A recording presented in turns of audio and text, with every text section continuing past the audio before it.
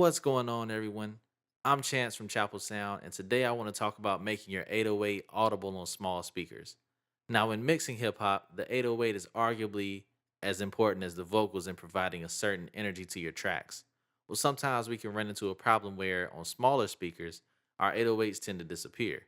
The reason for this being that smaller or cheaper speakers oftentimes have a difficulty reproducing anything under 500 hertz, much less 50 to 60, which is where our true bass lives. So the question is, how do we get something that lives so much in the 80 hertz range to translate? For a reference, I'll play this unmixed bass with a Fab Filter Pro Q2 so you can see exactly where most of it lives, and then I'll solo the lower range to hear what it produces.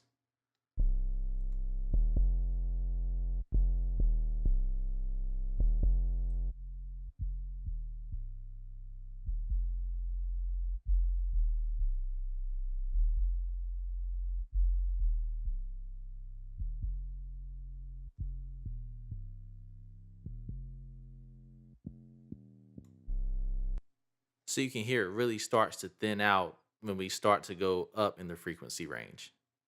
So there are a few different plugins that'll assist you in doing this, but today we're going to use stock Pro Tools plugins as the concept is the same across the board. What we want to do is distort and saturate the lower mid range in order to add that presence on smaller speakers. So first we're going to send our 808 to an aux track as we're going to be doing this in parallel and controlling the level through the output fader. So what I've done is created an auxiliary send, made it pre-fader and unity gain, which means the exact level coming out of the original track is the level going into the aux track, and it will also be pre-fader so we can hear the aux track itself in solo. What we do is we put an EQ7 band on here. Now let's solo this up. Next, we'll put an EQ7 band on here and filter up to about 125 hertz and filter all the highs out down to about 900 hertz because we certainly don't need anything higher than that from our subs. Then we'll add a boost to our low mids, which I have here at about 280 hertz. I boosted about 6 decibels of gain, and that will just emphasize the range we want going into our compressor. So let's have a listen.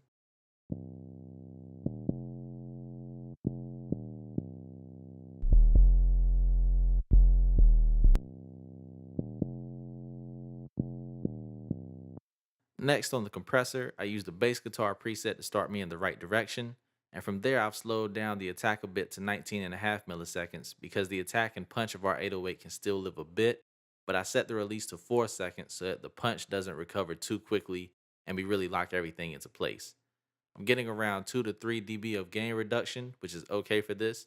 So the makeup gain was brought back up to 3 dB to keep the output level somewhat consistent.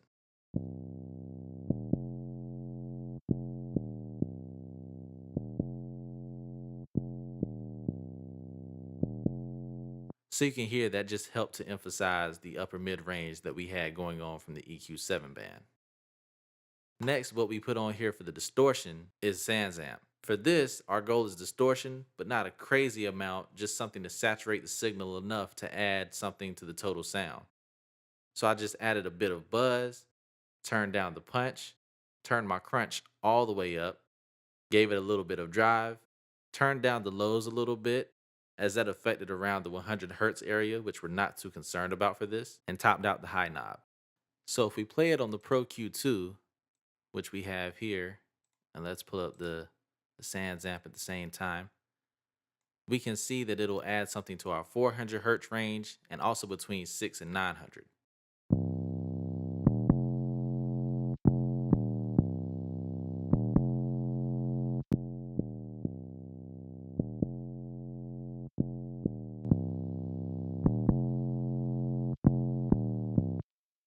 So just a bit of extra drive.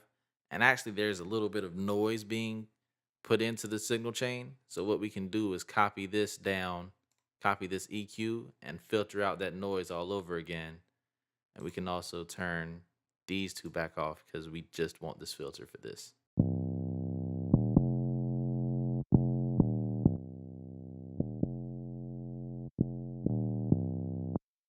Okay, so this sounds ridiculous on its own, obviously.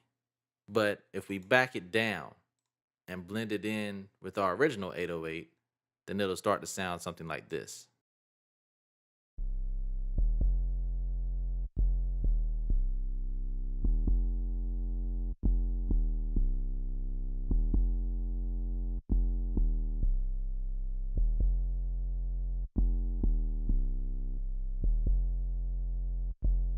And while we did this using only stock plugins, there are plugins out there such as Waves Max Bass, which I originally used, that will give you full control over the level, and also it will synthesize the low mids for you. So listening to the max bass along with our original, here's what we get.